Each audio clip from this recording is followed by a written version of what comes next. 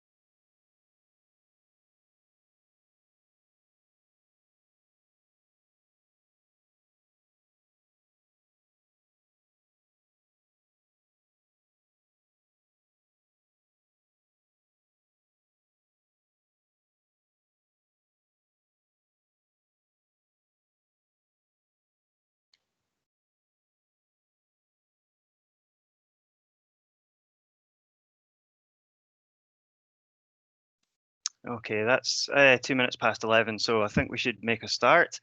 Okay, good morning, everyone, and a very warm welcome to the first virtual meeting of the Highland Environment Forum. Can everyone hear me okay? Yep, great. For those of you who don't know me, my name's Keith Masson, and I lead on climate change for the Highland Council. As well as co-chairing today's meeting alongside Ben from Nature Scott, I'll be presenting later on the increasingly pressing need for robust climate change adaptation action in Highland. But before that, we have two expert speakers in the shape of Alistair Rennie from Dynamic Coasts and Steve McFarland, who is SEPA's Regional Flood Risk Planning Manager for the North of Scotland. And personally, I'm very much looking forward to hearing what they both have to say.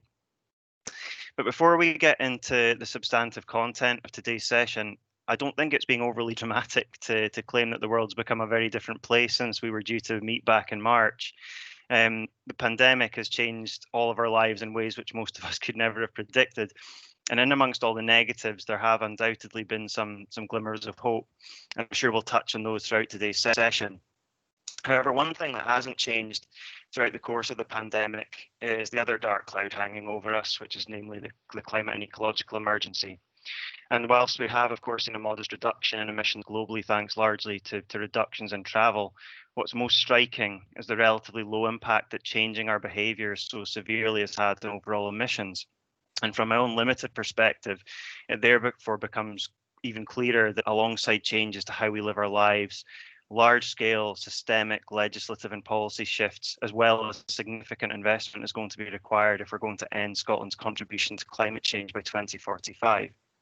However, we do now have a unique and potentially singular opportunity to ensure that our response to the COVID-19 pandemic properly and robustly embeds climate and biodiversity action across both the public and the private sector. Anyway, I'm conscious that we've got a lot to get through today, so I'll shortly shut up and hand over to our first presenter. But before doing so, there's just a couple of points to run through first. Firstly, today's meeting will be recorded to allow those who are unable to attend to watch at a later date, so I hope that's okay with everyone. Given that we are tight for time, if you do have any questions for any of the presenters or just general questions, please type them and post them into the conversation function within Teams. Our facilitators will then summarise and direct these questions to the presenters at the end of each presentation, and there will also be an opportunity for a Q&A at the end of the presentations. And finally, please ensure that you keep your microphones on mute to reduce background noise. Given the large number of attendees on today's call, please don't be offended if we manually mute you if you've forgotten to do so. And finally, from me, just a couple of points to raise in respect of wider Highland Environment Forum work. There are currently 2 draft biodiversity documents which you'll have the chance to contribute to. The first aims to record biodiversity actions which have been undertaken in Highland between 2015 and 2020 under the current Biodiversity Action Plan. That's available via the forum website, which, correct me if I'm wrong, Caroline, is www.highlandenvironmentforum.info. That's right. Great. And Caroline will continue to update that until the end of this year, so any contributions are welcome. Secondly, Highland Nature is currently at the discussion draft stage with the Biodiversity Working Group in respect of the next Biodiversity Action Plan, which will run from 2021 to 2026. And further consultations will follow with both partners and the public around that. And Highland Environment Forum also has groups focusing on invasive non-native species, outdoor volunteering and the marine environment, in particular marine litter. So if you're interested in getting involved with any of those groups, please speak with Caroline after the meeting. Okay, that's enough for me. I'm now delighted to hand over to Alistair Rennie. Alistair manages the Scottish Government's Dynamic Coast project, which aims to improve the evidence base on past and future coastal changes around Scotland. And the work Alistair and his team are undertaking has and will continue to transform our understanding of coastal changes, which can only support better decision making around the impacts of climate change. So over to Alistair to give us an overview of this exciting and vital project. Alistair.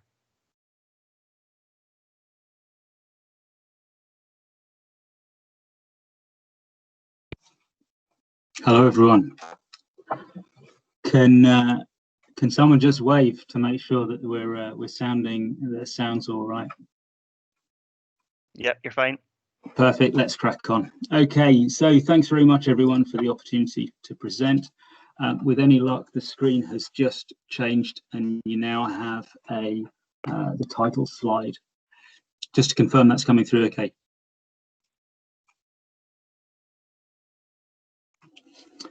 Okay, so the title of today's presentation is Understanding Coastlines, Nature and People Interactions and Planning Implications.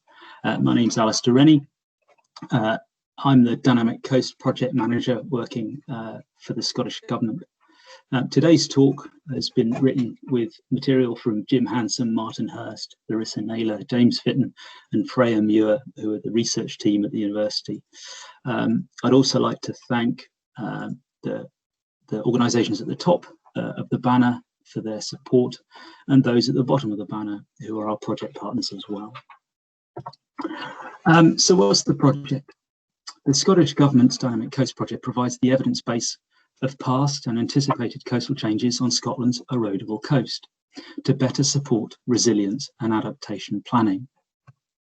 We've been funded by CREW, the Centre of Expertise for Waters, Nature Scot, and the St Andrews Links Trust, and the work's delivered by the University of Glasgow.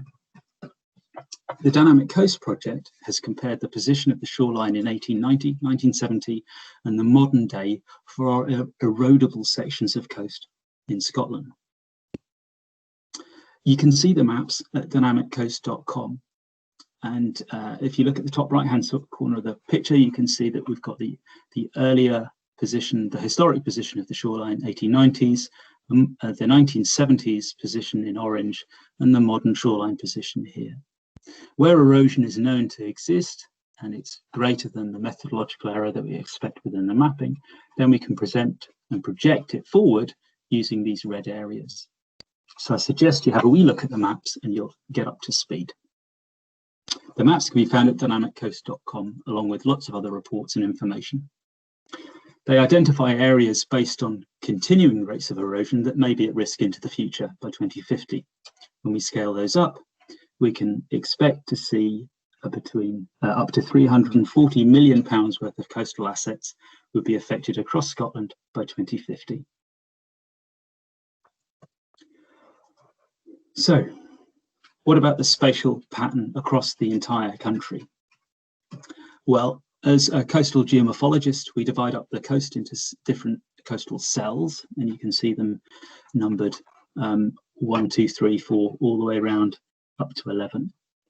And the amount of change on the soft sections of coast only are described in these pie charts. So the areas where our beaches haven't changed are summarised in grey, and where they have changed and they've accreted seawards, we've coloured them in green, because that's accretion and a positive thing, normally perceived to be, and the erosion shown in red. And you can see that actually for the Highland coast, where we're interested in today, there's actually been quite a bit of change. Now, there's more change on our east coast, and that's because the coast is more open and there's less protection from the geology that surrounds it and the more varied west and north coast. When we see how the rates of erosion have changed through time, we can compare the changes between the historic and the 1970s period, and then more subsequently from the 1970s to the modern day. When we see that the extents of shores advancing seawards or accreting have reduced by 22%. The length of shores experiencing erosion have increased by 39%. And the average erosion rate happening on those beaches has doubled to 1 metre per year. Now, the pattern, distribution, and rate change is entirely consistent with climate change. And there's lots more information on Dynamic Coast should you want to find out more. If we stand back from just the bits that are known to be eroding and actually look at the whole coast itself, there's some important messages that come out. 80% of Scotland's coastal roads, buildings and infrastructure are protected by nature's defences, by sand dunes and salt marshes, and they total £13 billion worth of assets. That's compared with 20% that are protected by artificial structures such as the seawall on the right-hand side. So the evidence is quite clear that when we look at the assets and how we want to choose to protect them going forward, nature-based solutions must be part of our resilience and adaptation planning. Pausing briefly to look at the Highlands, you can see that actually this is a distillation of the results from the Highland Council region. It has a long length of coastline at 5,500 kilometres, which is a quarter of Scotland's coast within the region. 1,300 kilometres, or 23% of it, is actually soft or potentially erodible. And that actually makes up 1/3 of Scotland's erodible shorelines. So it's understandable that there might be quite a lot of assets identified to be at risk. And you can see that, for example, there's 8 stretches of road at risk, a total of 229 metres. Similarly, when you think about rail network, there's 3 sections of rail network that are expected to be affected by erosion in the future, with a total length of 1,500 metres or so. Our beaches, whether they're short on our west coast or extensive on our east coast, protect key infrastructure. And we've also seen a higher than average amount of large amounts of erosion. So where the coast has retreated more than 30 metres, that's 6% of our soft coast in the Highland region. That's actually above the national average. So there's quite a lot of changes going on within our patch. So looking a little further afield, climate change, is it near or far? Well, climate change is often perceived to be far away. And at the beginning of the year, the news headlines were filled up with dramatic and harrowing pictures of the Australian wildfires affecting people and wildlife on the other side of the world. Last night, Twitter was full of pictures of similar apocalyptic scenes in Northern California, and the Golden Gate Bridge being affected by the smoke from local wildfires there as well. So these sorts of extreme events aren't that far away. And similarly, when we think about storms a little closer to home, there's a lot to be learned from them. A point that was underlined by Rosanna Cunningham, the Cabinet Secretary for Climate Change, at Scotland's Flood Risk Management Conference in 2020. Storms provide an insight into our future climate. She was referring to Storm Brendan that happened in January, that caused a surge that rose, that affected all of Scotland, and there was a SEPA flood warning was issued. And in many places, the sea levels were sucked up by 90 centimetres. They they provide an insight into how sea levels may increase by 2100, with an extra 90 centimetres of sea level rise affecting each and every one of our tides. So there's much to be learnt from this. What evidence is there of other changes? Well, the keen-eyed amongst you may have noticed the colour band at the bottom of the presentation. This is Scotland's temperature stripes from 1884 to 2018, shown at the bottom of the screen. And you can see the average variation of temperature anomalies going through the period. Our weather has been cooler earlier on and warmer more recently. So climate change is absolutely key, but it's not just affecting our temperature or air temperatures, it's also affecting our tide gauges with mean sea level rise. So if we look at Scotland's longest tide gauge record at Aberdeen, that's the black squiggly line on the graph on the right hand side here, you can see that they show a rising mean sea level. There's actually been 12 centimetres of sea level rise since 1900. And our current global emissions track the high emission scenario, the RCP 8.5. That's projected out here, which means that we'll have between 32 centimetres and 92 centimetres of sea level rise above 1990 levels. And we're likely as not to have at least 57 centimetres of sea level rise by the end of the century. If we consider the 12 centimetres that we've had, that it's risen in the last century, and when the next 12 centimetres will come, it comes a lot quicker. And then the next 12, and the next 12, and the next 12. This is putting more energy into our coastal systems, simply put. Now, climate change doesn't operate on its own, and frankly, you don't need climate change to have change at the coast. Episodic storms are already causing significant change and occasionally damage to our built assets in the coastline. Take the pictures from Golspie here, and we could have had ones from the west coast from storms earlier on in the previous decade. But rising sea levels make even the moderate storms reach higher levels than before, and storms becoming more severe, higher waves, larger volumes of water, causing less recovery time between events. More severe storms on a rising sea level is a double whammy. Yet, of course, as Highlanders, like many societies around the world, we've preferentially developed our vulnerable shorelines. It's where the good land is. It's where the easy land is. And there's perhaps no surprise. But climate change is forcing a resync. And our CO2 reductions are absolutely essential. But they're not going to have an immediate effect. The benefits will be seen some decades away. So we can't mitigate our way out of this. And if you wanted a picture that summarised that nicely, the flooded Tesla charging station is probably a good one at that. We need to future-proof our plans. It was put nicely at the Earth Overshoot Day event, which suggested that we perhaps should choose our future by design and not by disaster. So, adaptation and resilience planning is needed now. It's needed now by all of us. It's sensible to think these things through. So where do we start? The dynamic coast maps show coastal changes for all of our erodible shores, past erosion and anticipated, and they're going to be updated this winter to include the latest research, better climate change factors and enhanced data as well.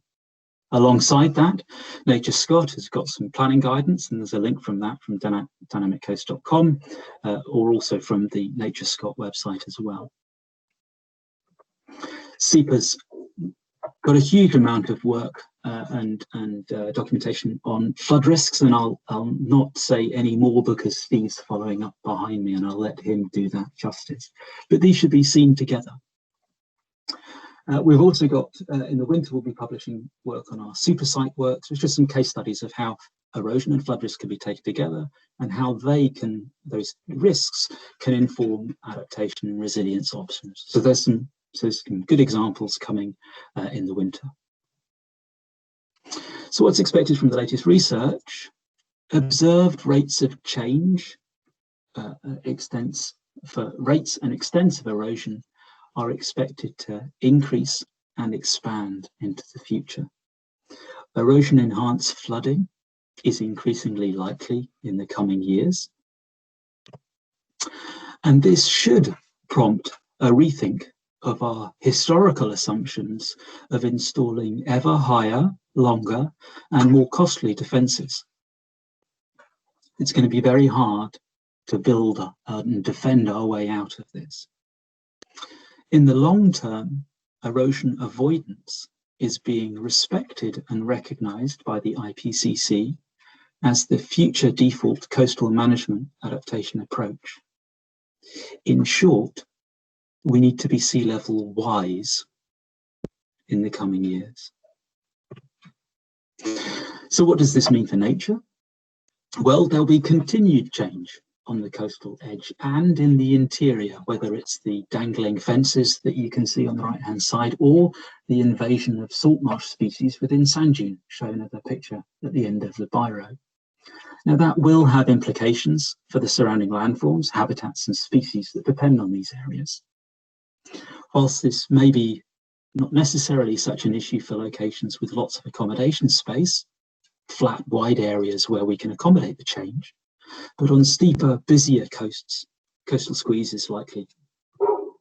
And Nature Scott and SEPA will have to look into how this habitat change, where it's occurring and what the significance of it is. So if, for example, we take these two cross sections of two locations of the St Andrews sand dune system, we can see that these high points within the sand dune provide effective flood protection.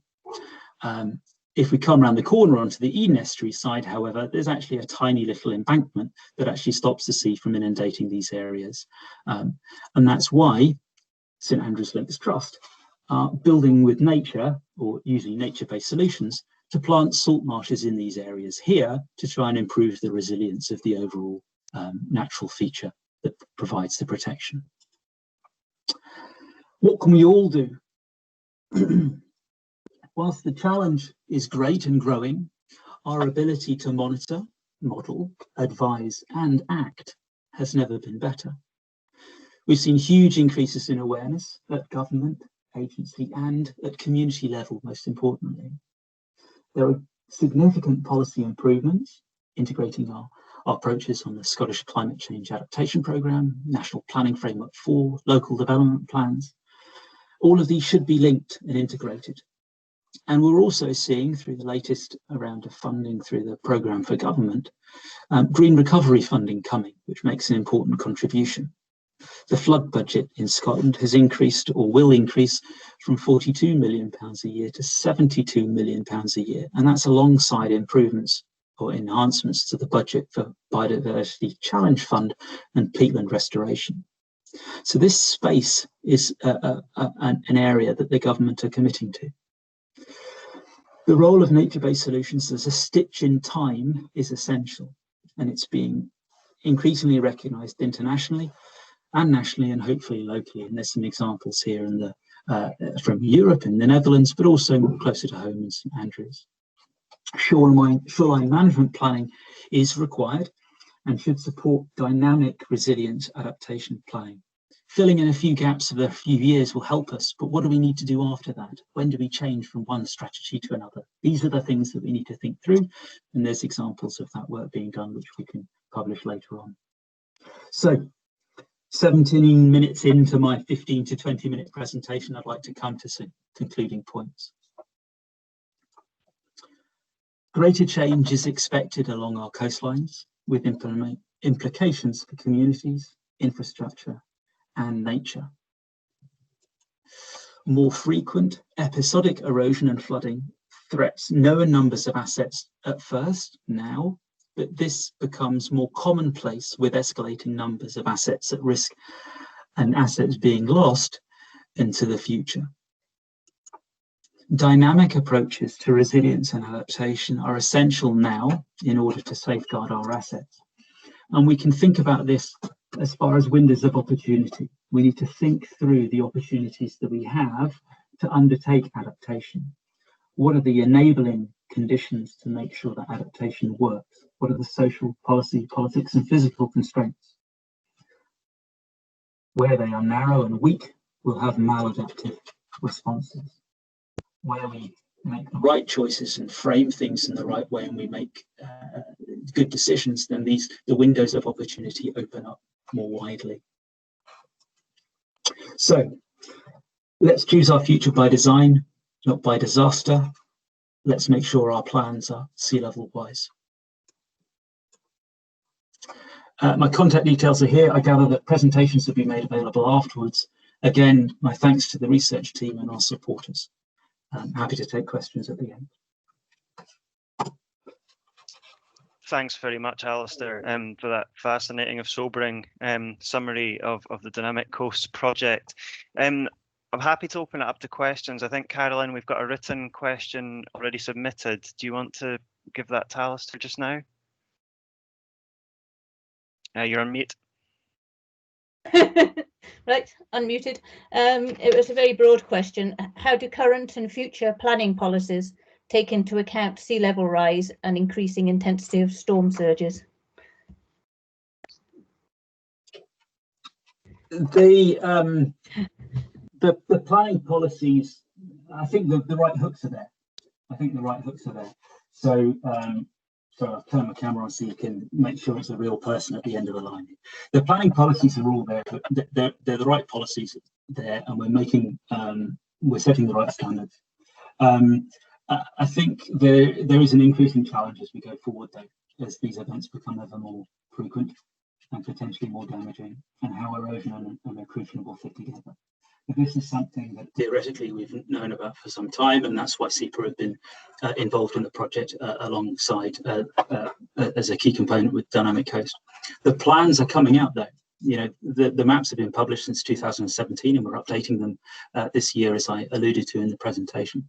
So the information's there, and we need actually to use it and to be precautionary with those maps, both the flooding and the erosion, where there is some uncertainty. But the general direction of travel is absolutely clear, and we just need to incorporate that and make the best of it.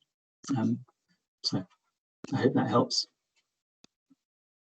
It does. Thanks very much, Alistair. Another question coming through from the chat. Bear with me. So why are developments at sea level still being approved by local government? And I guess that would be more a question for some of my planning colleagues, but if you have a view on that, I'd be happy to take it. So the planning permission should be granted where in areas that we are targeting development for and that are free from those risks.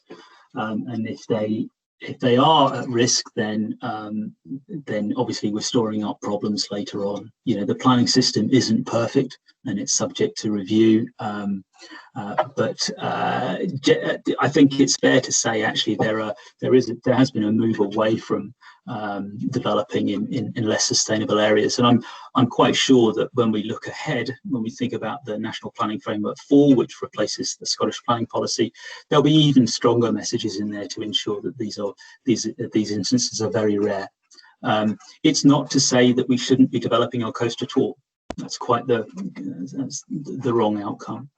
We want to make sure that the right development happens in the right place, and we're being flexible and responsive to the risks.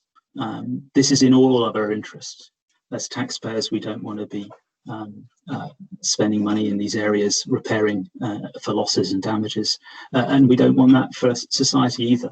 We want our road and our rail network to work perfectly without interruptions during storms. It's important we get this right, and I think the right messages are coming through. It'll take time for those to percolate through the system, but I'm sure they're on their way. Excellent, thanks, Ali. And just for other participants' awareness, we will have a colleague from the Planning and Development Service joining the call later. So if there are any other specific questions related to planning, I'm sure David will be happy to take those later. I'm conscious of the time. Are there any other questions from Alistair before we move on? No? Okay, well, Alistair, thank you very much for your presentation. And I'm now happy to introduce Steve McFarland, who is SEPA's Regional Flood Risk Planning Manager for the North of Scotland. Steve's going to talk to us about how SEPA prepare flood risk management strategies and what opportunities there are to contribute to that work, including through catchment and natural flood management, as well as adaptation to the changing climate. So if you bear with me, I'm going to bring up Steve's presentation.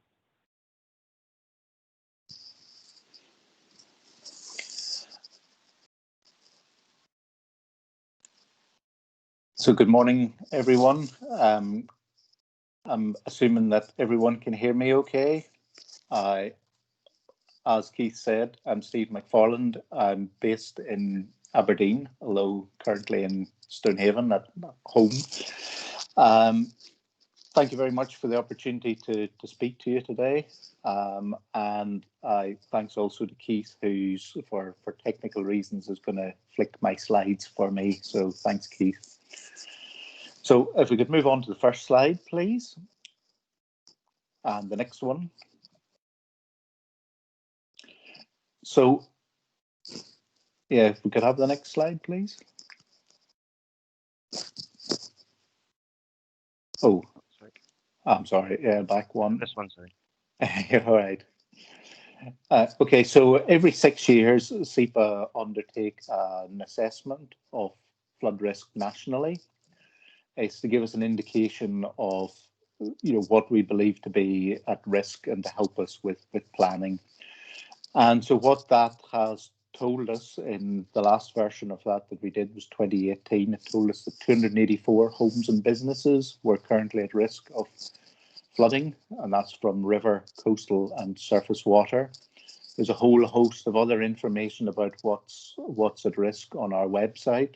If you follow the National Flood Risk Assessment links, you'll find that information there, including some more local information. But in terms of climate change, what it also tells us that by the 2080s, we're expecting those numbers to increase by a further 110,000 homes and businesses. So that's around about a 40%, just less than a 40% increase, which is a lot. But it also hides the impacts that there will be on the existing properties that are at risk. So those 284 will likely flood more frequently, and when they do flood, the flooding will be deeper and more dangerous. So overall, the impacts of climate change on flood risk in Scotland are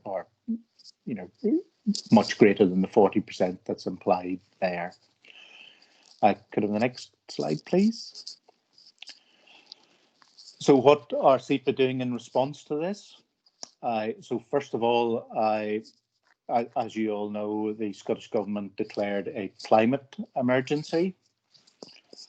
And partly in response to that, SEPA are preparing a flood strategy for the organisation.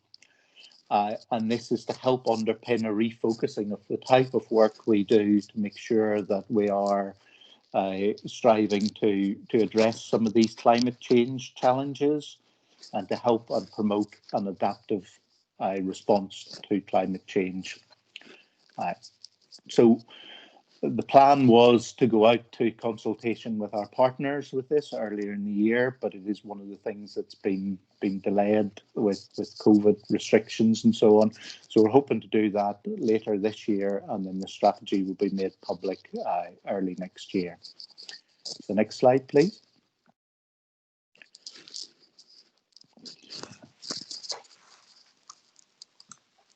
So the legislation that we've worked to is the Flood Risk Management Scotland Act, and that's all bodies, all organisations across Scotland that have responsibilities for managing flood risk work to this.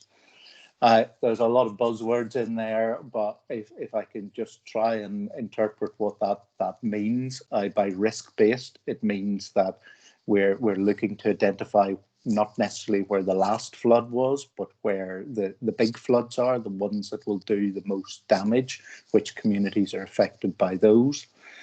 We're looking with our partners to develop actions that stand the test of time, and we will find, as Alistair implied in his presentation, that some of the things that we do now just won't function in a future Scotland. Plan-led, and that means that the different organisations involved sit down, look at the different actions they need to take and agree how those will be coordinated and delivered. And we're looking very much at catchment scale, so not just looking at the area that floods itself and the communities affected, but what's in that wider catchment and what opportunities are there in the bigger area, whether that's a river catchment or a coastal cell, again, the type of which that Alistair referred to. We're looking obviously at improved investment to protect people and property primarily, and looking at those partnerships where we provide some form of national consistency, but it takes account really of strongly of local knowledge and local accountability. The next slide, please. So just in terms of what SEPA do, I think it's important just to run through this quickly. So occasionally at public meetings, we're our roles and duties are confused with those of the Environment Agency in England and Wales. We don't have responsibilities in Scotland to design, commission, install flood defence works, undertake maintenance or respond on the ground during floods. Those responsibilities sit primarily with the local authorities. But what we do is we do flood risk management planning. I'm going to say a little bit more about that in the context of climate change. Some really important work, particularly lately, has been flood forecasting and warning, giving people a heads up when flooding could happen. And the severity of that is really critical, we're finding, in order to be able to respond, both individuals and organisations. Raising awareness of flood risk, just like Alistair is looking to raise awareness of the coastal erosion aspects, it's critically important that we do that. Collecting data that underpins the decisions that we make, river data, rainfall data, tidal data, and related to the flooding activities, we regulate works, engineering activities, in rivers, and we provide advice for town and country planning. We don't manage land use, that again is the planning authority, local authorities, national parks, but we provide advice to them. And again, I'll say a little bit more about that last one. So if we could move on to the next slide, please. So I just wanted to give you a little bit of information on SEPA's flood maps. So we have a set of strategic maps for river, coastal and surface water flooding. Again, these are available on the website, and there's a little clip of what they look like at the bottom there. So up until now, we haven't had publicly available climate change flood maps, but that's changing. For the river and coast, we're going to publish those in the next release of the flood maps, and I believe that's due out later this year. So this is part of the awareness raising work that we're trying to do. We acknowledge that they're not perfect. There are areas where they certainly need improving. And we will have to get that message across that this is our current position and understanding with the impacts of climate change, and there is work we do to need to improve that, and that's what we're working towards. And on the next slide, I'll cover some of those things. So, first up are surface water maps.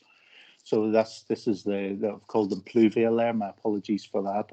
I've dropped into technical language there, but surface water, when we get heavy rain, and it's the type of water that just doesn't get into the drainage systems, or when it does, overruns the drainage systems, and also includes the very small water courses that are often culverted in towns and cities. So we're having a full update of those maps to take account of some better rainfall data that we've been provided with, and will include the climate change in those maps. Our next generation of coastal flood maps, starting with the northeast of Scotland, so that includes the east side of Highland, from Thurso right down into the Moray Firth. Those will be available early next year, and they, for the first time, will start to include wave action, which is quite a big improvement and an important one. And we're also looking at how to translate the UK CP18 outputs into flooding impacts for our flood maps. Currently, our flood maps, the climate maps we will publish, will be the UK CP09 predictions. So the future ones will have UK CP18 once we've been able to incorporate those impacts. So the impacts vary very much regionally. So there's quite a bit of work to do to interpret how those changes will impact flooding locally. So if we could have the next slide, please. So also under the planning banner, and again, as Alistair alluded to, is the flood risk management strategies. So there are 14 of these on our website across Scotland. In terms of the Highland Council area, if we stick with that for now, the big sort of pinky area in the northwest is a local plan district, as we call them, which is Highland and Argyll, includes the bulk of Highland Council and a good chunk of Argyll and Bute Council as well. The remainder of Highland, that's the Speyside and the River Nairn catchments, are in the green blob just to the east, which is the Findhorn, Nairn and Speyside. So you can go in and you can see what we've currently got for identifying areas of greatest flood risk and the actions that we have jointly agreed to address those risks. So you can go in and look at those now. They're effective for 6 years, which if your maths is better than mine, you'll work out that they run out in 2021. And so if we could have the next slide, please. That confirms that we're in the process of updating these strategies for the next 6 years beyond 2021. The first stage of that is a public consultation starting in December 2020, and that will run until June 2021. And in 2 phases, we'll be providing information on what the new flood risk management strategies will look like. First stage is quite high level information, and then around March time, we'll be providing detailed community level information on flood risk and proposed actions, and we'll be looking for responses from the public and from organisations as to how we can help deliver those. And some of a lot of the areas will have sections for opportunities and constraints, looking at where there are opportunities for wider flood risk management activities in catchments, and those are areas that we'd be particularly keen to hear from local groups from. Climate change features strongly in the next round of strategies, both in how we're identifying areas at risk of significant flooding, and you'll see in there's a very strong steer towards taking an adaptive approach. So the word adaptive will appear quite a lot in terms of when local authorities and others are agreeing to take forward flood risk studies to work out exactly how communities can be protected. We're looking for an adaptive approach in there, so that we're not just looking at how communities can be protected or flood risk managed in the short term. We're looking for that being mapped out over a longer period of time. In some selected areas, it's likely that we'll actually be identifying the need for full adaptation plans where we already know there's issues with sustainability in the medium to long term. So if we could have the next slide, please.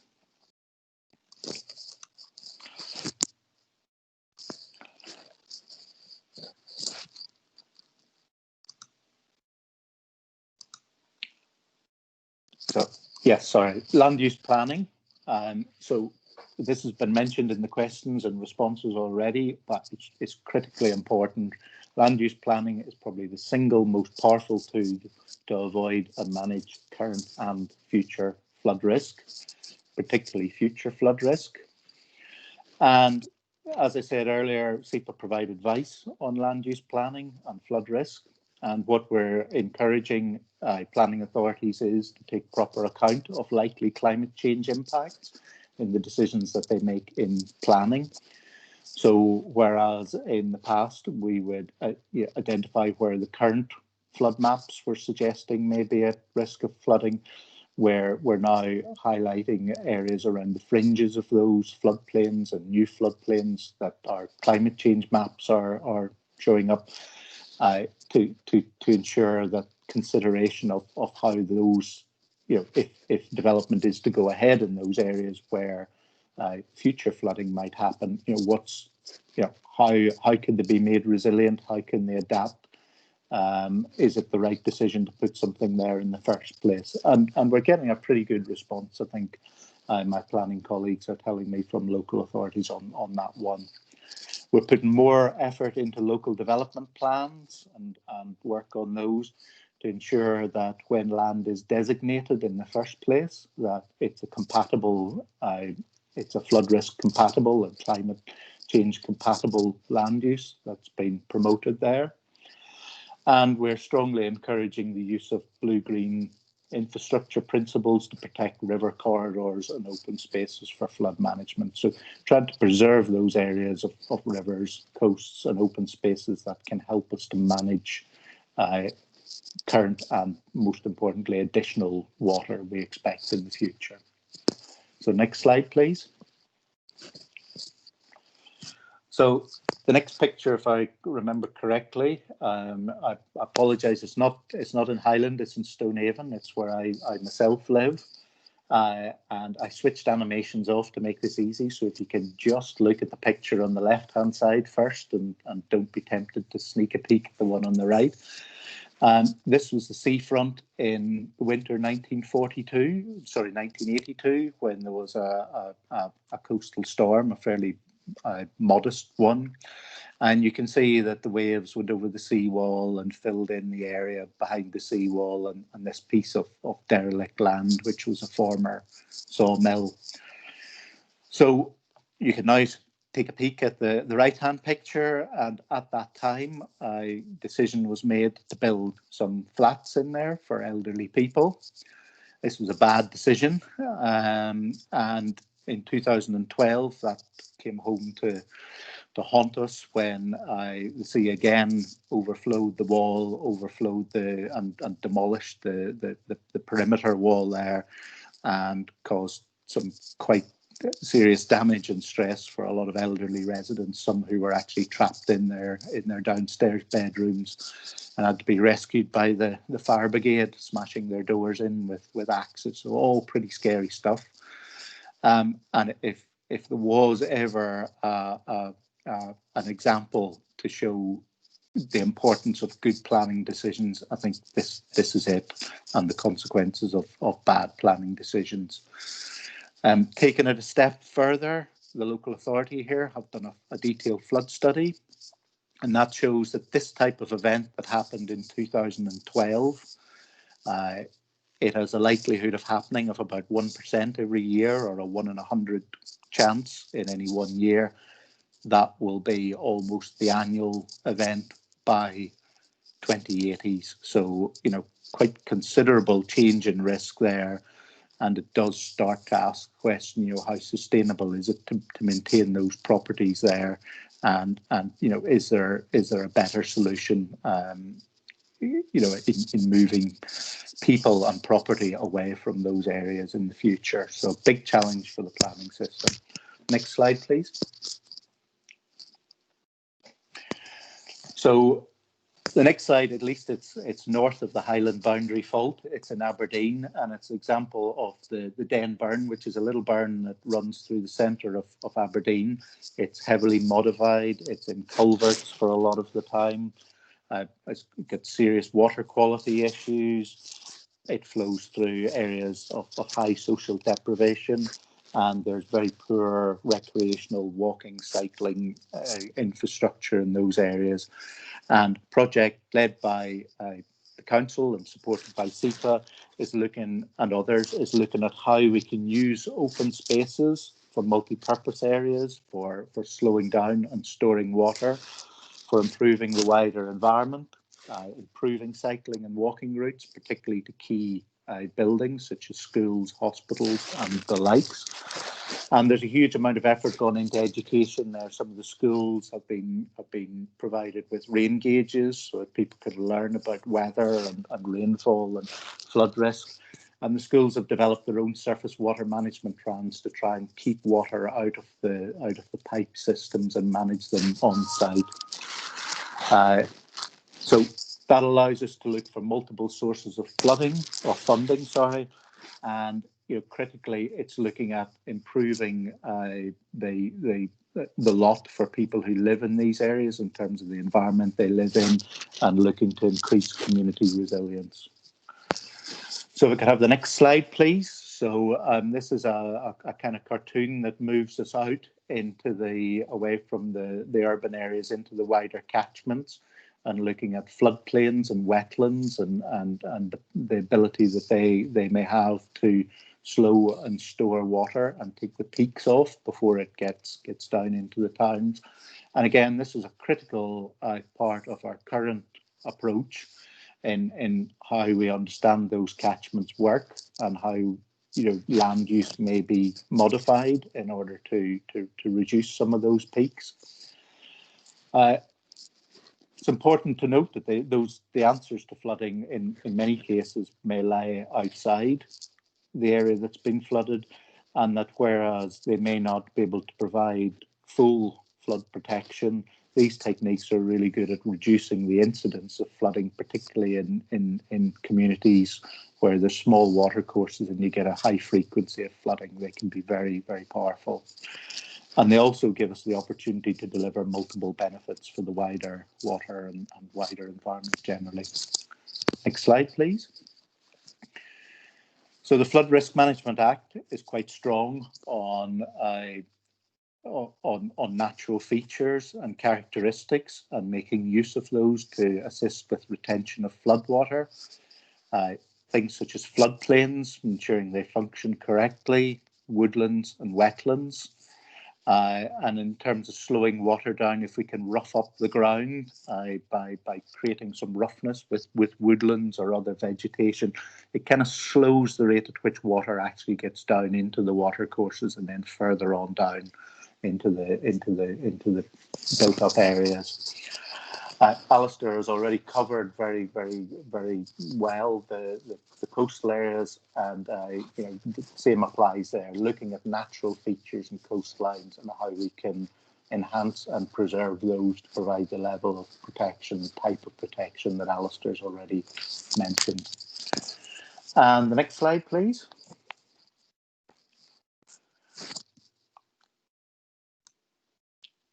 So on SEPA's website, in the same area that you'll find the flood risk maps, the flood maps, you'll also find natural flood management opportunity maps. So these are a set of maps that provide an indication as to where there may be opportunities to use natural flood management, whether that's reducing runoff, using floodplains, which is in the picture here.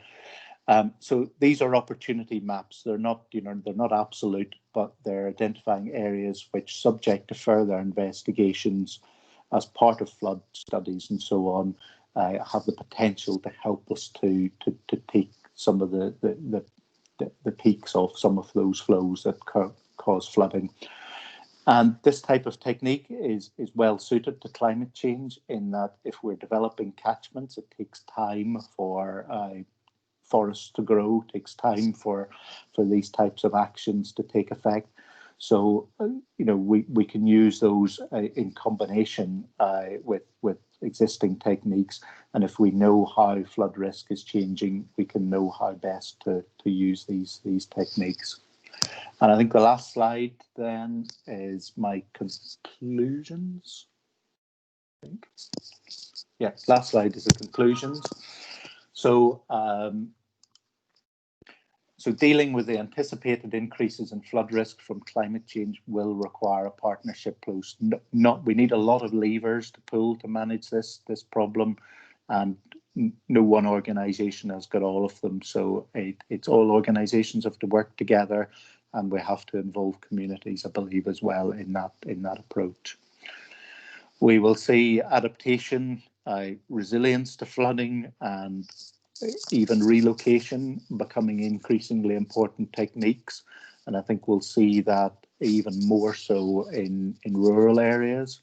And again, underlying is absolutely essential that communities are central to those discussions and decisions about how their communities develop over time to accommodate these flood risk changes that are coming.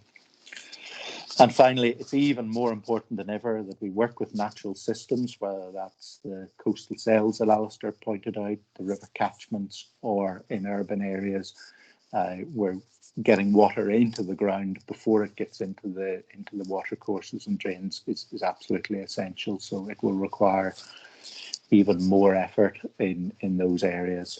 So thank you very much. And as Alistair was, I'm happy to take any questions. Thanks very much, Steve. Another excellent presentation, and it's, from my perspective, really fascinating to see how much work SEPA are doing around this agenda. And from my perspective, the flood risk management strategies and the need to incorporate those into individual organisations' adaptation planning and cross-sector collaborative adaptation planning is going to be absolutely critical over the next kind of few years. I'm conscious there's quite a few questions in the conversation. I'm going to pass over to our facilitators who will direct these to you, Steve, if that's okay. Andy, are you happy to come in? Yeah, sure. Yeah, absolutely. So there's a couple of points being raised. One is largely concerned with how these flood maps are being published and distributed, and if it's online, people have to know that they're there, and they have to know what they're actually searching for to find them.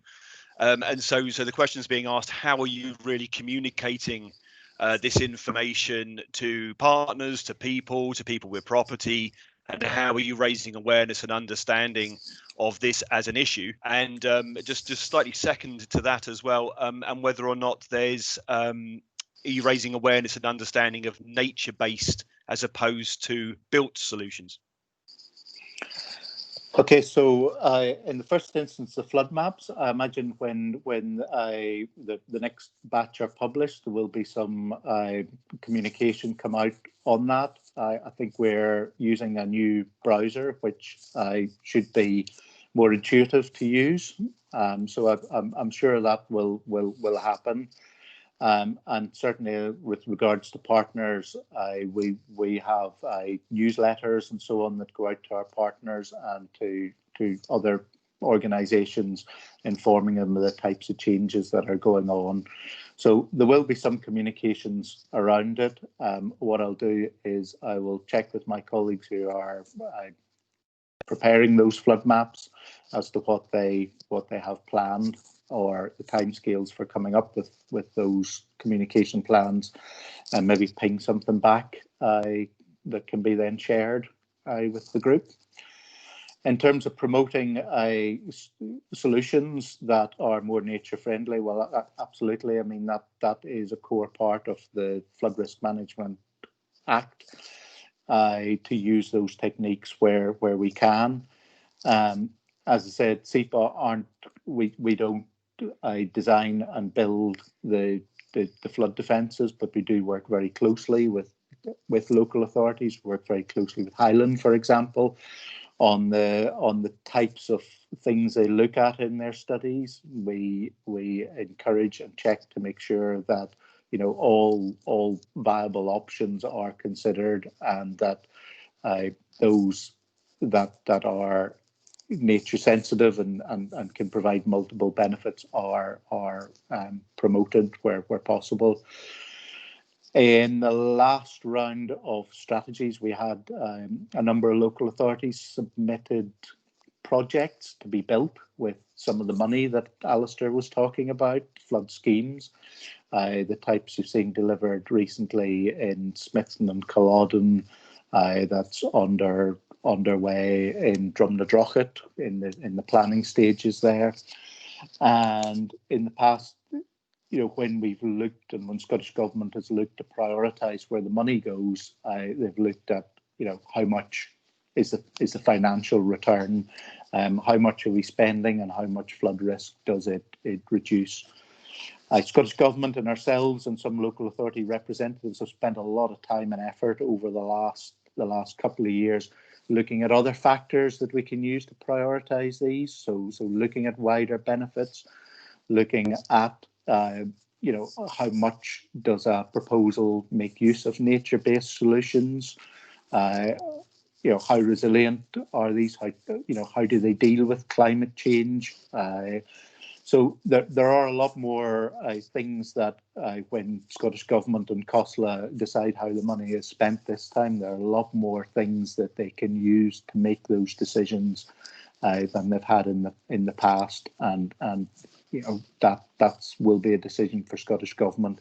But we're certainly encouraging them, and we're certainly encouraging local authorities to provide us with that information so that we can provide it to the decision makers to show where these benefits can be gained.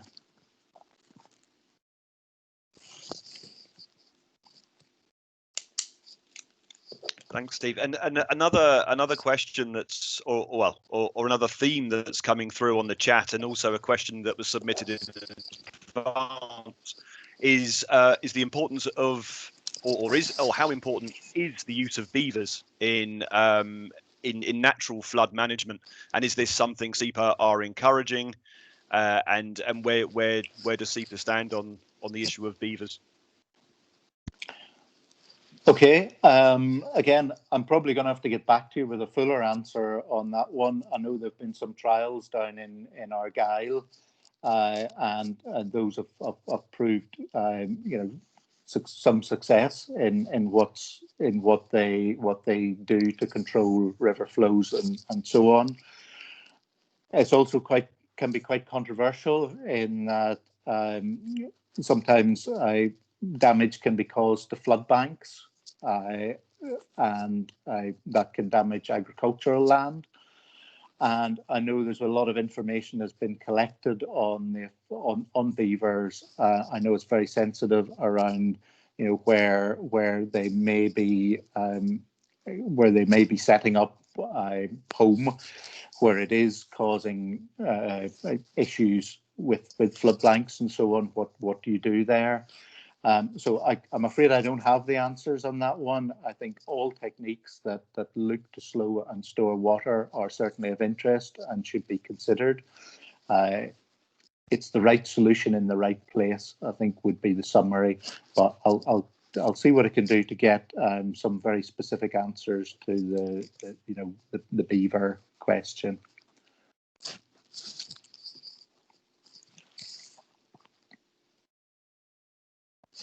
Great, thanks very much, Steve. There is another question, if I can put it to you, regarding sewage and water courses. If you just bear with me, I will give you the text. So, what is the impact of sewage contamination and flooding, and is there scope to reduce impact of sewage contamination? Yeah, so obviously if you get flooded, it's pretty bad. If you get flooded by salt water, it can cause damage to buildings, etc. if you get flooded by sewage, then it's pretty unpleasant and needs an extra level of cleaning. So what can we do to reduce that? So with Scottish Water, where organisations are working with Scottish Water on this one. So the biggest issue there tends to come from two things. One is combined sewer overflows. So this is when sewage systems are at capacity and have to then discharge to watercourses. So that's the first one, and the second one is around when that water in combined sewers primarily comes directly out of manholes and so on and flows into properties or backs up in properties. So this is primarily an issue to do with combined sewers, which take not only the foul water, but also surface water runoff. Typically that's from roofs of buildings, but historically as well, it has been from roads and other things. So there's quite a strong push to look to see where we can actually remove surface water from sewers. So it's freeing up the capacity in the combined sewers to deal with foul water, because unless there's a blockage, foul water doesn't generally tend to cause flooding. Everyone flushing their toilet at the same time doesn't cause flooding. What does is when you get water getting into those systems and overcharge them. So getting that water out is really important, and it's the type of thing that we're sort of trying to explore and provide in Aberdeen. In the Denburn example I gave you there, it is a number of overflows. And if we can get that water out of that system and store it in green spaces until there's capacity to take it away, that's much preferable. So, okay, excellent. Thank you for that robust answer. I note there are no further questions, so I'll take the opportunity to thank you again, Steve. And at this point, I'm going to pass the chair over to Ben from Nature Scott. So, thank you. Thank you. Hello, thank you, Keith. And I'm happy to take the chair from now on. And my first role is to actually introduce Keith as the next speaker. So Keith said a few words about his role earlier on, but he's the council's climate change officer. He's been working to decarbonise both the council and the wider Highland area for the last 7 years. So he's currently working closely with a number of teams across the council to identify how we use the response to COVID pandemic in particular to work better and to develop more place-based approaches to climate change mitigation and adaptation. And obviously it's important to recognise the hugely significant role that Highland will play in helping Scotland to meet its 2045 net zero ambitions. So Keith is now going to give us an overview of the development of the Highland Adapts initiative, which takes on even more importance given what we've just already heard from Alistair and Steve. So thank you, Keith, and it's over to you. Thanks very much, Ben, and good afternoon, everyone, again. So just to give you a quick overview of what I'll be discussing today, some of it has already been covered off very well by both Alistair and Steve, so I'll try and skip over the bits that have already been mentioned as quickly as I can. But what I want to do is give a bit of background and understanding around the need for adaptation, both globally, nationally and locally. I'll give a wee overview of what Highland Adapts is, and really try and reinforce the need for a joined up approach to adaptation across Highland, across the public and the private sector. So just at the outset, I think it's important to remind ourselves of the distinction between climate change mitigation and adaptation before moving on. It's fair to say that when most people think about climate action, they're thinking about mitigation, i.e. how can I or we collectively reduce the volume of emissions into the atmosphere to reduce the future impact of climate change. And that's great and absolutely fundamentally important.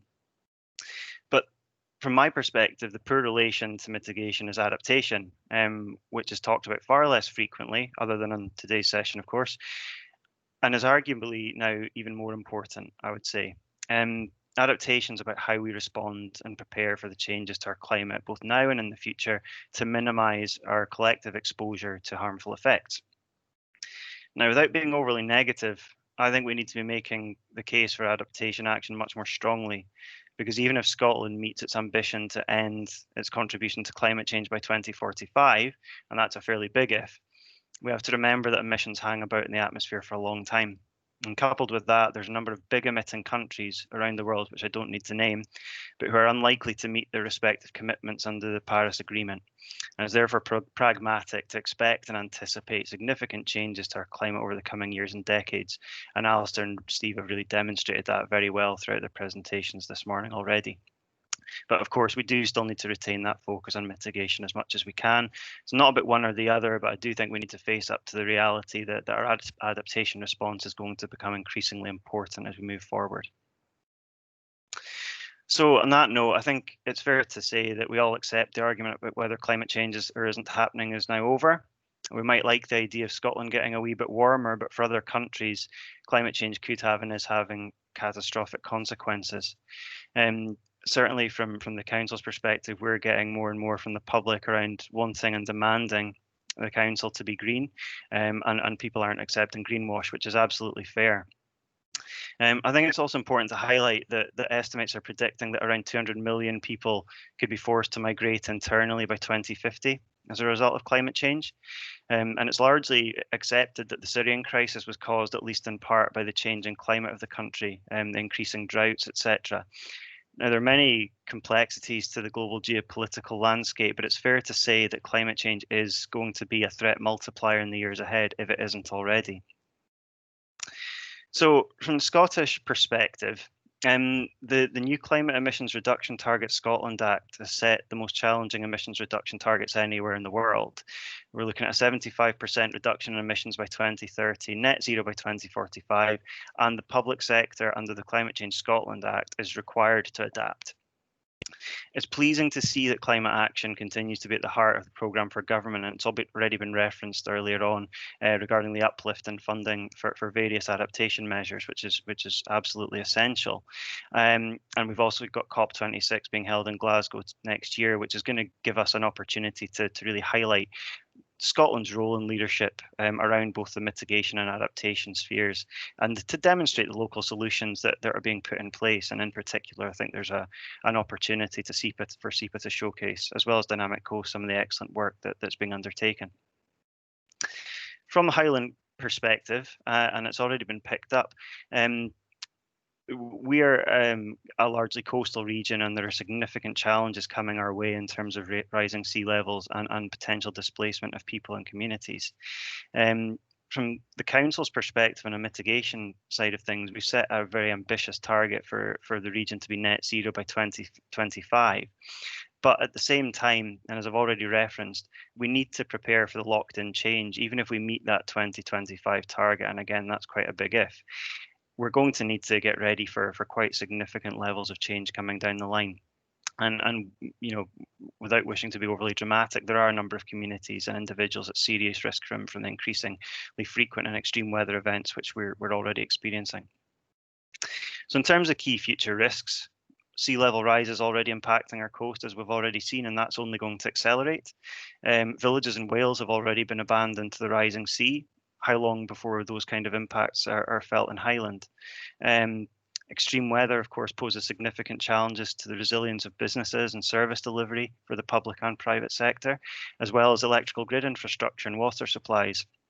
And similarly, wildfires and landslips are going to have devastating impacts, not just on the environment, but also on our day-to-day lives, whilst also becoming increasingly common.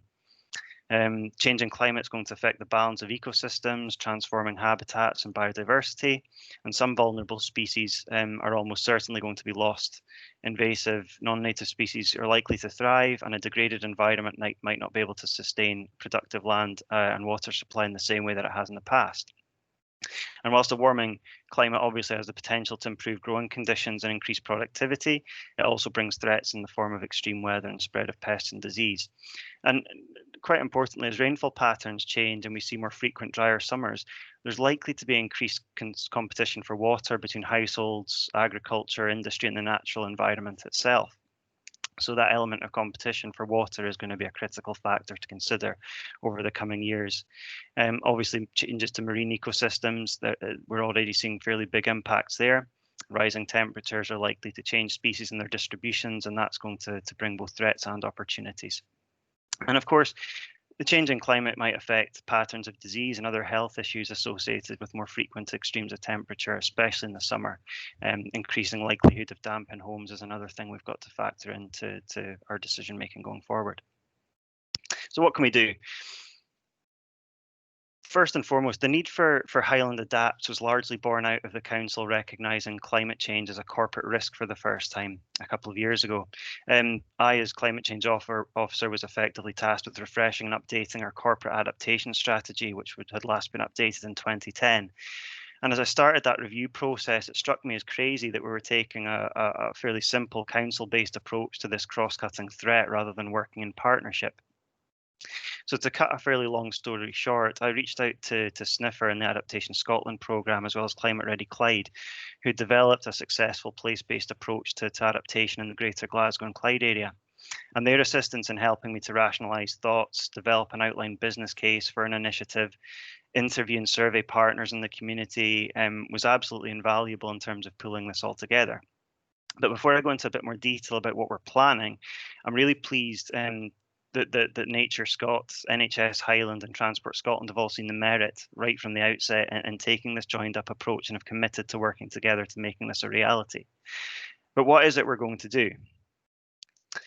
So basically, in developing the business case for Highland Adapts, what became clear was the need for this to be a collaborative effort, which has a fundamental focus on the needs and priorities of Highland communities, recognising that there are huge disparities across the region.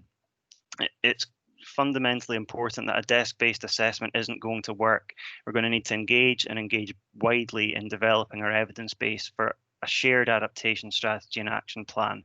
But the benefits could be significant, not just for partners, but for Highland as a whole.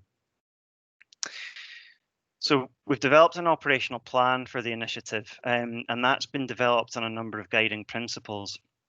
First of all, we do recognise that Highland communities, places and landscapes of the region are being affected by climate change in different ways and will be affected by climate change in different ways.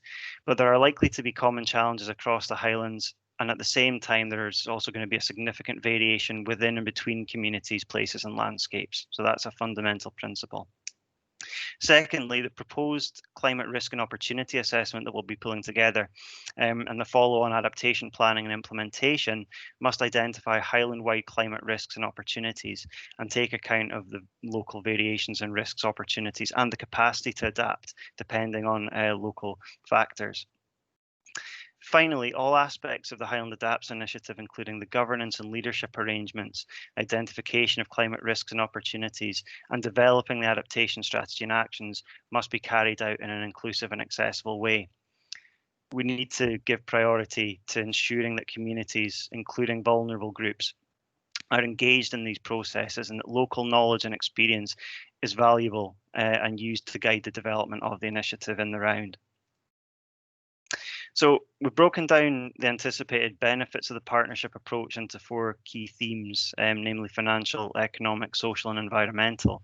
I don't propose going into these in any great detail, but needless to say, these would all be greatly reduced if individual organisations undertook their own adaptation planning in a silo. We really see that in pooling together a place-based partnership approach to adaptation in Highland, organisations will multiply the benefits quite considerably. So looking ahead, what's the next kind of phase for the Highland Adapts partnership? First and foremost, the partners who have come on board so far need to meet and agree the recruitment of a project manager, which is going to be absolutely critical to drive the initiative forward.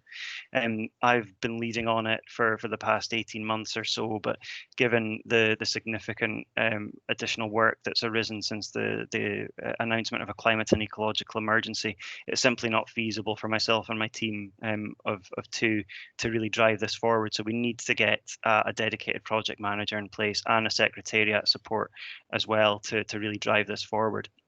We're also going to continue to engage with potential partners. As I've said on the slide, the more the merrier. The more partners we get on board with this, the stronger the partnership will be. The input from key partners like SEPA is going to be fundamental. This needs to be an evidence-based piece of work. So if there is any interest out there to join up, then please let me know after the meeting. we're hoping to establish fairly soon a partnership board, an agreement of the work plan and packages and what those are going to look like over the next 3 years. It will be a 3-year programme in the first instance. There's quite a lot that we need to deliver within that time frame, but we're setting a target of Christmas 2020 to pull together the recruitment side of things, get the partnership board established and really get this kicked off in earnest. So that's a very quick run through of the initiative. I'm happy to take any questions either just now or following on from today's session. So thank you very much. Okay, thank you, Keith. That was a great presentation again and complemented the other two very well in terms of the common themes that are coming through. And obviously the partnership approach is one of them, and that seems to be an important way of dealing with the issues that we're all facing. There's been an interesting string of comments through the chat line, recognising the partnership approach and also the role that communities can play in that. So perhaps I can turn to the facilitators and Andy to maybe pull out some of those questions and put them to Keith. Thanks, Ben. First of all, Keith, I think some clarification on the council's approach with regard to adaptation rather than mitigation would be useful. Is it the case that the concentration or the focus for the council is going to be on adaptation at the expense of mitigation, or are the two going to run concurrently and be given sort of an equal airing? That's a very good question. I think in the short answer is that the focus remains very much on how we can mitigate our impacts, how we can reduce our corporate emissions profile, and where feasible work with partners and Highland communities to reduce the cumulative impact of our emissions on climate change. That is where the bulk of the effort has been directed over the past few years. But I think there is an increasing recognition that we need to start to prepare for the changes which are coming down the line. And in many ways, the pandemic has given us a chance to take stock of what is currently happening, whether it be within our own estate, whether it be Highland-wide, and look at how realistically we can continue to deliver services across the region meaningfully, whether it be as a result of the pandemic or whether it be as a result of the changing climate. So all of this is being fed into a wider melting pot, and I would very much anticipate that we'll be looking at both mitigation and adaptation equally strongly over the coming years. Thanks, Keith. Another question which has been asked is sort of stressing the importance of communities and how they can contribute and act alongside local authorities and government agencies. So how are you going to engage communities directly with this action?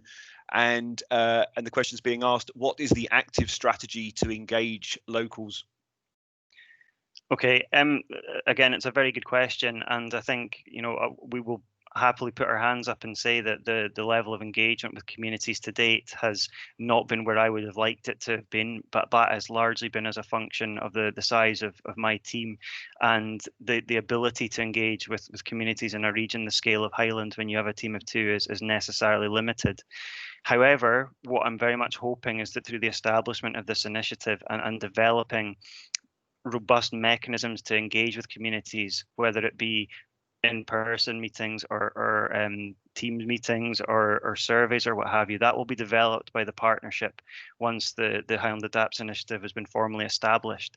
I wouldn't like to second guess what that looks like, but certainly from Adaptation Scotland's perspective, from Climate Ready Clyde's perspective, and from the Highland Council's perspective, we recognise that we can't take a desk-based approach to this. It has to involve communities. So fundamentally, once the partnership is established, I would anticipate that there will be a significant level of engagement with communities in Highland and looking at different pockets of communities, because as I tried to allude to earlier and as was kind of highlighted in the presentations earlier, there are any number of different types of communities in Highland which are going to be impacted in very different ways by climate change. So we need to get in there, speak to the local people, find out what the key issues are for them and incorporate that into our strategy and action plan. It's just not going to work otherwise.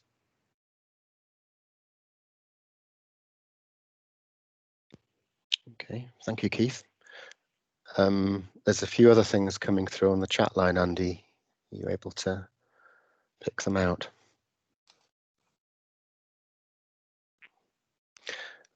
there's one particularly looking at the role of planning and the need to take long-term implications of planning into account, rather than perhaps some more short-term decisions. For example, in relation to the destruction of peatlands and other habitats. So I don't know whether you, Keith, or one of your colleagues is able to pick up on that one. I will very gladly hand that over to my colleague David if he is on the call. Are you there, David? I am. Over to you. Thanks. Yeah, David Cowie from the Council's Development Plans team. And thanks for bringing me in on this. I mean, I think what I would say at the outset is that for all planning applications, the process that we go through is to look at the short, the medium, and the long-term effects, and then to secure mitigation on that basis. And then doing that, you know, we're looking at both the positive effects that development can have and also the negative effects of a scheme to allow us to come to a view about the proposals in the round. Now, for certain types of development, some of you will be familiar with the fact that for certain types and scales of development or in certain sensitive locations, you might then have a requirement under the environmental impact assessment regulations to carry out particularly, you know, a particularly kind of thorough process through EIA to look at what the impacts are, and there's, you know, that's well embedded in, you know, in effect as part of the planning system, albeit there are some separate regulations around that. I would also say that, you know, it's important that we the planning looks at sustainability in the round. So, you know, we're looking at environmental considerations, and we're also looking at economic considerations and social considerations. So, you know, those are all relevant. I've often found myself in meetings where, you know, I've been making the point that really we do need to be looking at sustainability in the round. I think around environmental assessment in planning, there's actually quite a lot of structure, like the EIA process. And actually, we do need to formalize how we are taking into account the economic and the social, and how we are then, if necessary, finding a balance amongst all of those considerations. So I think, you know, in short, I'm saying, I think we are considering this through planning. National Planning Framework 4 is currently being prepared by Scottish Government, and the Highland Council, for one, has made some pretty robust representations to that process, submitting our ideas as to what we think the national planning policies need to be driving on, particularly in the light of, you know, climate and ecological emergency. What do we need to do differently? Does there need to be a national steer on some of these issues as to how you balance the various considerations? So that's something, you know, we've got our submissions on that are available on our website. We've also just been preparing what's called the Indicative Regional Spatial Strategy for Highland, which is again another submission of ideas, a proposition, if you like, for the coming years for Highland, from the council's perspective. So that's about to go off to Scottish Government for their consideration. And I think we all need to take an interest in how those national policies are developing, because for the first time, when National Planning Framework 4 is passed by Parliament, it will actually become part of our development plan that planners are using as a very significant consideration on a day-to-day basis. So we all need to make sure that the interests that are being, you know, where they're relevant to planning, what's being discussed here, it needs to be reflected in that consideration at the national level. Thank you. Thank you, David. That was a very helpful response. There's questions and comments still coming through the chat line. Discussion about the role of kind of personal and organisational responsibilities in relation to the climate emergency, and the fact that individuals have got responsibilities too, albeit that some of the larger bodies and businesses, etc., probably have a more and significant role to play. Other strands are coming through as well, Andy and Caroline. I don't know if you've picked out any questions that we can field now. Keith, is quite an interesting one in reference to the Highland Council, and whether you feel that such a large public body covering what is, let's face it, an enormous geographical area is able to look at both mitigation and adaptation, even when working in partnership, and whether we have the political systems in place to actually pull this off. What an excellent question. Right, how to go about answering that? I think personally, the council has to, in the very first instance, do what it can internally to get in a row in terms of mitigation and making sure that we as an organisation are getting our net emissions down as close to zero as possible and really lead the way and show the way in Highland. And that does not come without its challenges. We're an organisation with 1,100 non-domestic properties, a significant fleet of heavy goods vehicles, light goods vehicles, and a corporate emissions profile of around about 45,000 tonnes per year. And that, equates to around 3% of the total emissions for the whole region. So even if we organisationally can get down fairly close to net zero from a mitigation perspective, there's still a huge pocket of emissions remaining in Highland. And the interesting thing is, what levers does the council have at its disposal to really influence those emissions? There are some, of course, and we can encourage and support partners to reduce emissions and work with them to decarbonise fleets, to co-locate buildings, etc. But fundamentally, there is an ownership issue here at individual organisation level and at individual level. We all need to take some responsibility for this agenda. It can't be solely a top-down approach, whether it be from the council or from Scottish Government. There needs to be a bottom-up approach as well. I personally, I think that our levers are relatively limited organisationally to really impact mitigation going forward. But just by way of background, and it's taking a bit of a sidestep, what we are doing is undertaking a carbon emissions baseline, a greenhouse gas emissions baseline study, which will give for the very first time a robust analysis of the emissions profile of Highland for a baseline year of 2018. And what we're very much hoping that will do will allow us as a council to properly direct policy to the areas where we know there are significant challenges. And we know on the face of it, it's largely around energy and it's largely around transport. So once we've got that study, which will hopefully be finished over the next kind of 2 to 4 weeks, that'll really ramp up our efforts organisationally to start to direct policy and workload towards where we can make the biggest impact regionally. So I hope that in a roundabout way answers the question. Thank you, Keith. More questions and comments coming through on the chat line. Andy, you able to pull out some key ones? I'm conscious of time as well, so Keith has been on for nearly half an hour, so maybe we can just take 2 or 3 more questions. Are you able to pull some out, Andy? Sorry, I was on mute. Oh, sorry.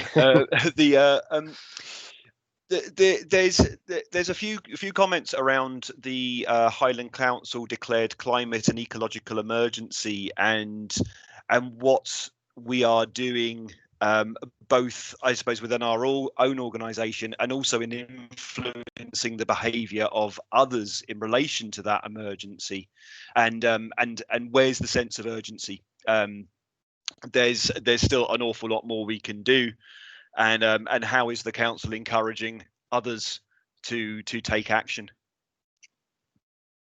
Yeah, again, it's a good question, and I think with due respect to the elected members and officers of the Highland Council, certainly over the last kind of 3 or 4 months, the response has been fundamentally focused on how we as an organisation can continue to provide services to the people of Highland during a pretty unprecedented pandemic.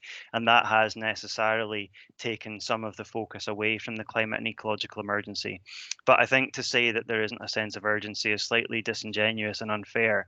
We have established a climate change working group, which is made up of 18 elected members, cross-party, who meet every 6 weeks to review the actions being undertaken as a council and to try and inform what we need to continue to do organisationally to get our own corporate footprint down, because as I've already referenced, that is what we have direct control over. That's what we need to sort out first and foremost before we can go out and start working with partners, encouraging the public to do what they can to reduce their footprint.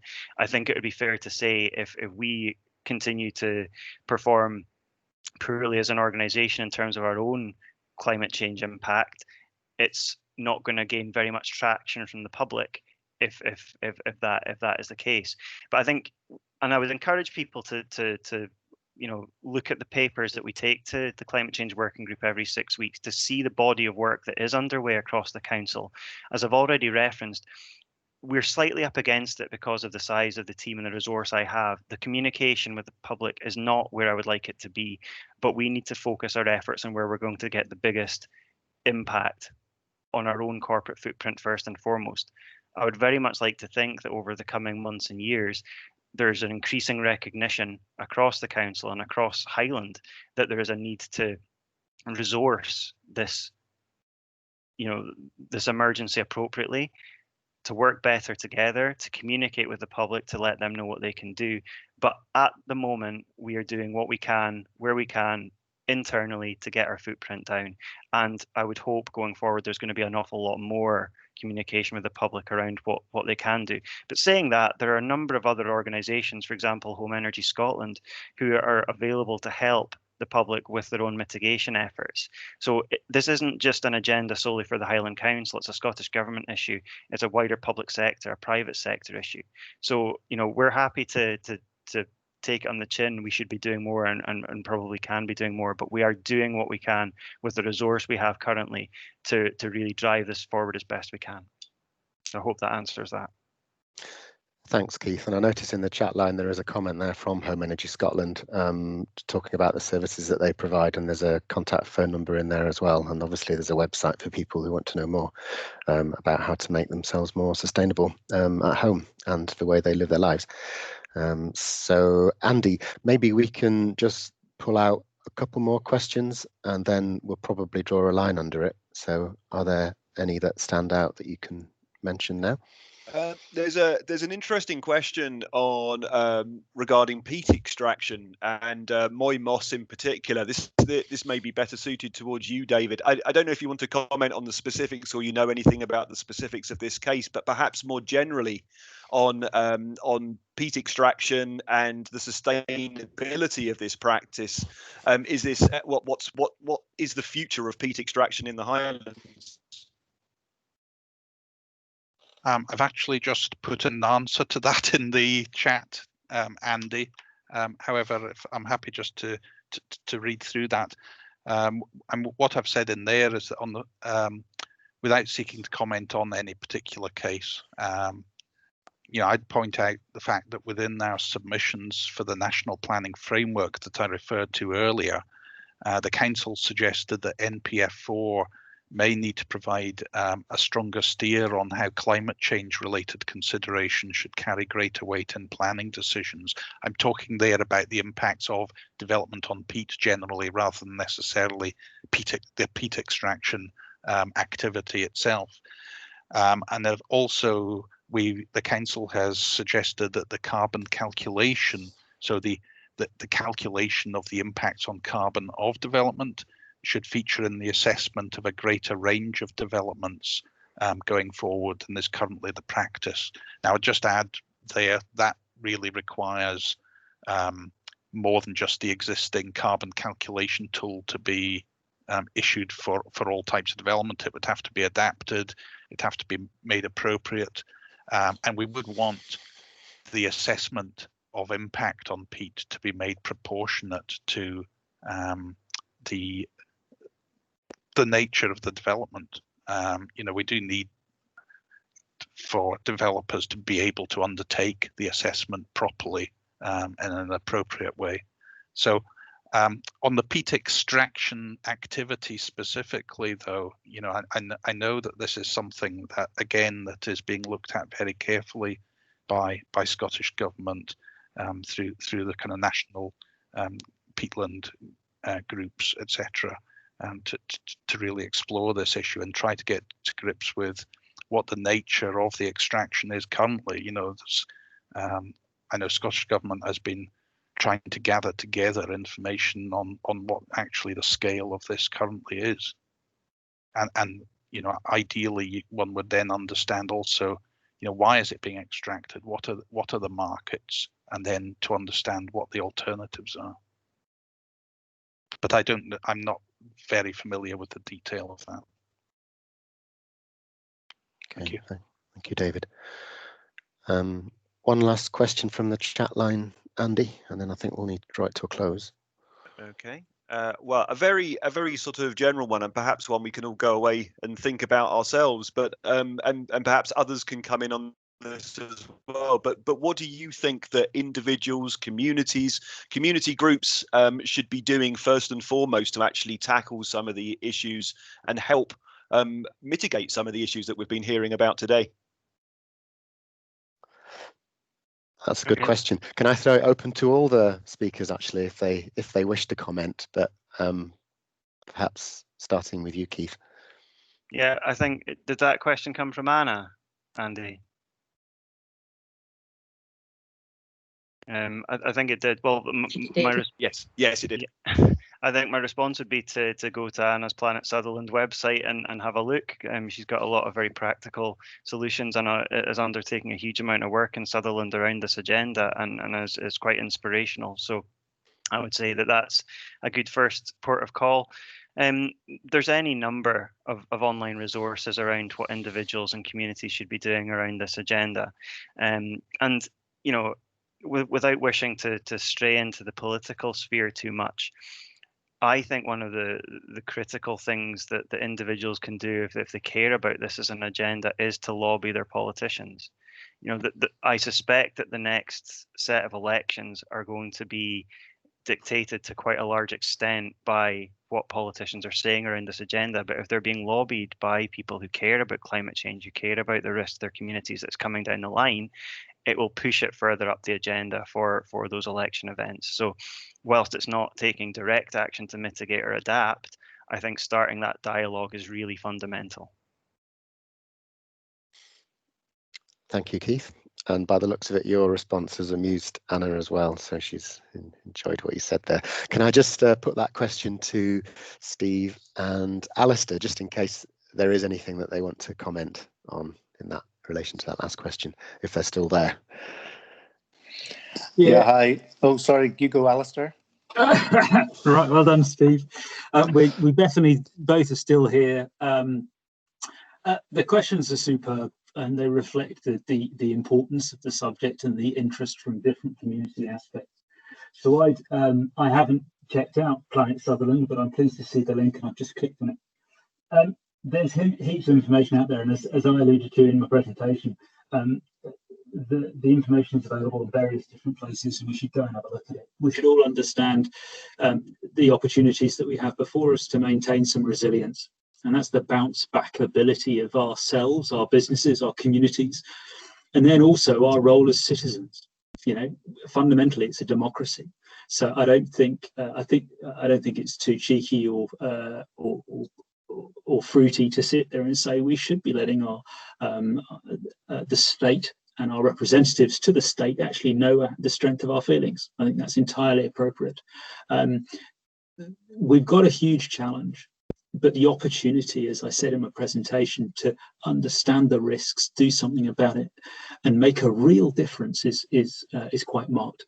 The opportunity is here for us, and we should look at our own area, our own interests, the risks that are relevant to you. If you're on the coast, then you've got a bunch of stuff you need to worry about. If you're not on the coast, then actually, generally speaking, that isn't so much of an issue potentially. So that's what I'd encourage in the first instance. But I'll let Steve speak now.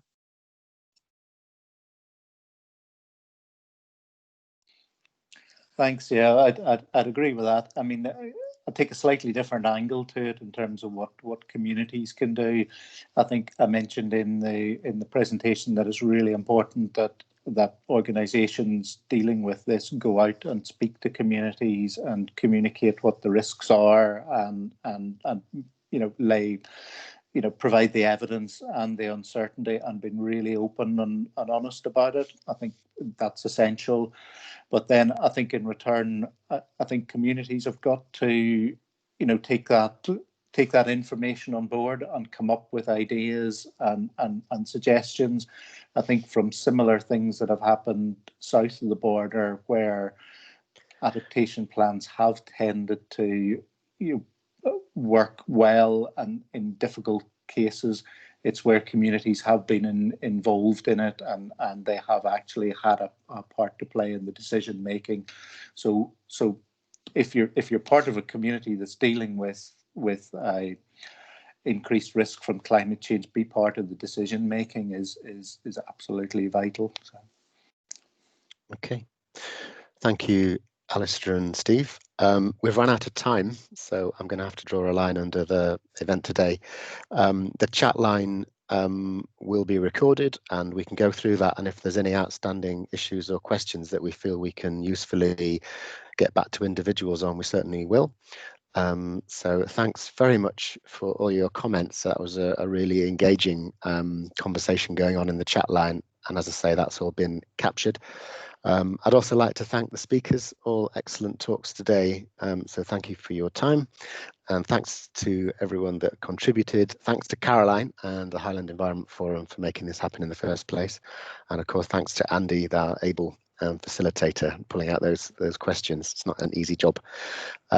Before I close it completely, I just want to make a plug for the second event in this theme, climate change theme, which is more about working together with nature. We've got 3 speakers lined up for that as well. We've got Paul Seisland from Nature Scott, John Risby from Scottish Forestry, and Andrew Midgley from the RSPB, and I'm sure they'll all be excellent as well. So that is on the 24th of September at 11 o'clock, and the details of that will be sent out. If they haven't already been sent out, they'll be sent out shortly, and it will be run on a similar kind of basis as the one today. So yeah, thanks again, everybody. It's been a fascinating morning, and we've certainly got quite a lot of things there to think about and take away, and particularly kind of the engaging everybody, communities and organisations, is obviously a kind of key aspect. So with that, I'll say goodbye and hopefully see some of you in 2 weeks' time. Okay, goodbye, everyone. Thanks, Ben. Thanks very much. Bye. Bye-bye.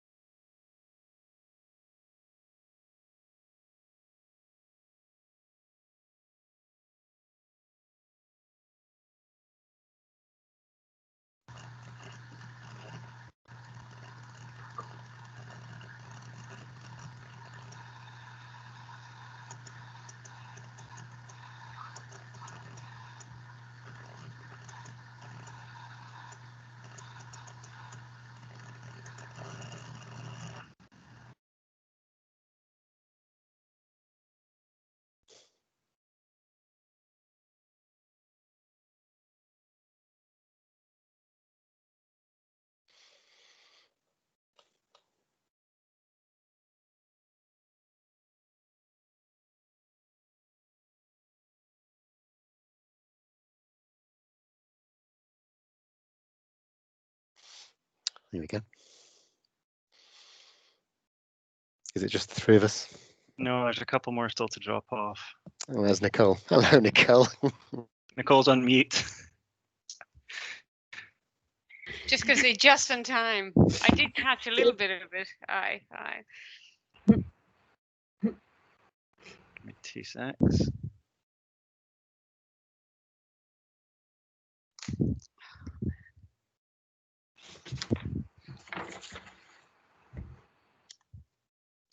Just one to drop off.